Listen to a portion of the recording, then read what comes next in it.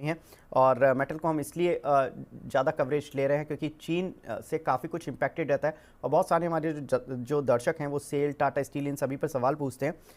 चीन का steel export 8 साल के उच्चतम स्तर पर पहुंच गया। 2016 के बाद उनका जो मंथली एक्सपोर्ट है वो 2024 में अब हाईस पर चल रहा है। सितंबर में चीन ने करीब 10.2 मिलियन टन स्टील का एक्सपोर्ट किया। साथ ही अगर देखें तो 2024 में अभी तक कुल स्टील का एक्सपोर्ट करीब 81 मिलियन टन का रहा है। तो इस साल करीब 2024 में कैलेंडर ईयर के करीब 100 मिलियन टन स्टील एक्सपोर्ट हो सकता है चीन से, जिसकी वजह से दुनिया भर में जो भी देश हैं जो अपने यहाँ स्टील बनाते हैं उनके यहाँ पर चीन की स्टील आ जाती है और वो सस्ते रेट की आ जाती है। उसकी वजह से होता क्या है कि वहाँ की जो डोमेस्टिक स्टील कंपनीज़ हैं वो स्टील या तो नीचे के दाम पर बेचने के लिए मजबूर हैं या उनको चाइना की स्टील रोकने का कोई प्रयास करना पड़ रहा है और वो अपनी गवर्नमेंट से बात कर रही है कि ड्यूटी बढ़ाइए। सेम सिनारियो इंडिया में चल रहा है। इंडिया तो काफ़ी पड़ोसी देश है, मतलब काफ़ी सीमाएं भी मिलती हैं। तो इस वजह से चीन से जो इंपोर्ट आ रहा है वो इंडियन स्टील कंपनीज़ को काफ़ी डेंट पहुंचा रहा है। इंडियन स्टील कंपनीज़ ने, इनफैक्ट स्टील मंत्रालय ने भी गवर्नमेंट से बात की है और कहा है कि थोड़ी सी इस पर इंपोर्ट ड्यूटी बढ़ाई जाए, लेकिन आगे देखना होगा किस तरह का एक्शन देखने के लिए मिलता है। Mahesh sir, Tata steel, SAIL, JSW steel, JSPL, ये काउंटर कब तक इस तरह का मार झेलेंगे? क्योंकि चीन तो रुकने वाला है नहीं, एक्सपोर्ट तो वो करता रहेगा।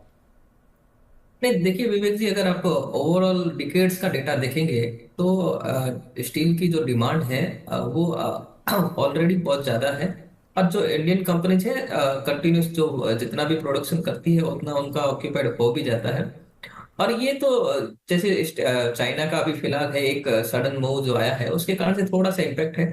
तो वैसा कोई मुझे ऐसा फिलहाल बड़ा लग नहीं रहा है मूव कि भी अगर चीन के एक्सपोर्ट की वजह से इंडियन कंपनीज को ज्यादा कोई डेंट पहुंचेगा। बट यस, एक शॉर्ट टर्म के लिए जो इम्पैक्ट आता है उससे भी कभी कभी थोड़ा सा लॉस ज्यादा हो सकता है। तो उसके हिसाब से फिलहाल तो इतना लंबा चौड़ा दिख नहीं रहा है, लेकिन थोड़ा सा डेंट जरूर आता हुआ दिख रहा है। तो उसकी वजह से जो भी इम्पैक्ट रहेंगे वो फिलहाल आगे के नेक्स्ट डेटा जो कंपनीज के रिलीज होंगे तो उसके हिसाब से अपन उसको ज्यादा वेरीफाई कर पाएंगे। बिल्कुल, मैं स्टील कंपनीज़ के रिजल्ट्स की रिपोर्ट भी देख रहा था सर। स्टील कंपनीज़ के रिजल्ट्स इस क्वार्टर में भी थोड़े से वीक ही देखने के लिए मिलेंगे। कारण यही है कि जो घरेलू रियलाइजेशन है वो फ्लैट है और इनफैक्ट नेगेटिव साइड पर है, जिसका इम्पैक्ट स्टील कंपनीज़ को झेलना पड़ेगा। सेल जैसी कंपनी हो सकता है कि मार्जिनली लॉस में रहे।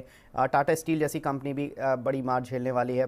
काफ़ी कुछ जो जेएसपीएल है, जेएसडब्ल्यू स्टील है, इन सभी स्टील कंपनीज़ में जेएसडब्ल्यू स्टील के रिजल्ट्स थोड़े से रिलेटिवली ठीक हैं। बाकी तीनों स्टील कंपनीज़ के रिजल्ट्स में डी ग्रोथ ही देखने के लिए मिलेगी, लेकिन ये इस क्वार्टर में शेयर जनरली आउटलुक को भी लेकर चलते हैं। दूसरी